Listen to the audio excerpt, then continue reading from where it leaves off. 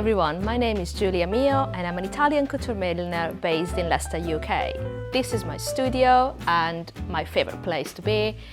My job consists in making hats for you. Headwear, flowers, decorations, big hat for any occasion. Is a place where you can come here and enjoy yourself with a cup of tea and usually cakes.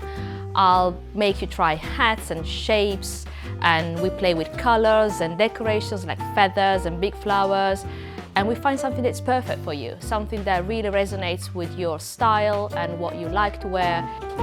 I'm kind of a little bit of a psychiatrist, so I go and slightly dig deep to find out what you really like, what you really feel comfortable wearing. And it doesn't matter if it's just a small event or a big wedding, for example, I'll always find something that works for you, and it's going to be only for you. The tailoring is my favorite thing. Bespoke is my goal. Hats used to be a staple of fashion. They used to be something women wear all the time. I mean, in different occasions. They kind of never left their houses wearing something that wasn't appropriate. With fashion changes and modernization, and thank God, freedom for women, we didn't have to do that anymore. But a dress, you can wear it again, but a hat frames your face. A hat is literally sitting next to you, on your face. It will enhance your eyes, it will bring the skin tone up, it will just lift you and finish your outfit.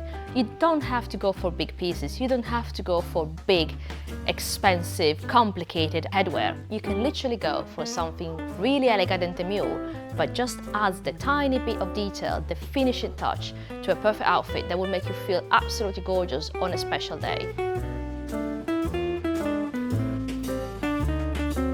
I was trained in Italy as a costume designer, but I fell in love with hat making while I was in uni, and I discovered an entire world around it. I love the idea of making hats with any material, the traditional ones like straw, felt, silk, but I can also go with something a little bit more unusual like paper or different variety of straws like seagrass. And because of my training in Italy as a costume designer, I'm very good at dyeing things, so I can actually dye and match the color as close as possible to your outfit, for example.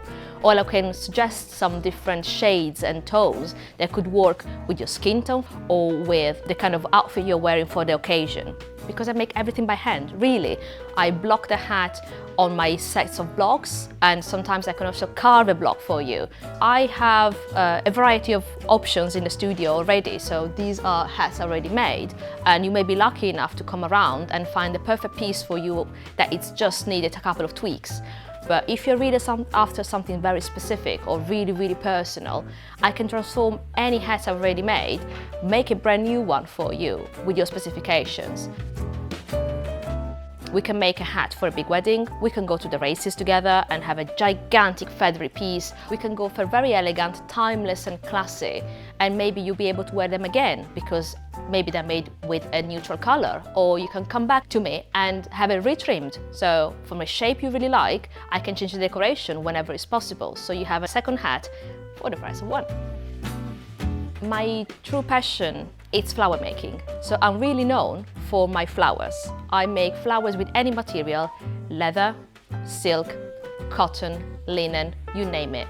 And they just bring nature into the picture. They can be crazy colors like blue rose or blue peony, or can be very realistic like a little crocus or maybe a daisy. I can basically make any sort of flower you fancy, so if you have a favorite flower, most likely I can make it happen. I love the idea of introducing and adding small details in any hat, but we always find something that it's going to be unusual and unconventional and hide it as a little detail. So you have a 360-degree view of your hat. It will be looking lovely from any angle, and you won't have the problem that if you turn on the side, you have an empty patch. You make something for somebody who is perfect for that occasion, but is also perfect for the person who's wearing it. The selection of hats I'm shooting today are specifically thought for mother of the bride or mother of the groom. Doesn't mean you can't wear it in any occasion, but I think the elegance and the smooth lines are suitable for an important occasion when the person who's wearing it is not going to be overwhelmingly out there. You're a main protagonist of the day in a wedding, but the true protagonist is the bride. So you don't want to overshadow her with something that's too big or too fancy, unless you're going for a very fancy wedding, which I'm all up for it. So I decided to select a few pieces that are smaller, very monochromatic, so they could be easily worn with different outfits, and they usually have a sweep up, so they elongate your figure, like a lift to figure and to your face. They are not too big as a brim, so sometimes they're called fascinators for a reason. They're not really big hats, although I've picked a couple of large hats that I think would look quite cool on a mother of the bride who knows how to wear a big brim. It's a matter of like confidence more than anything really.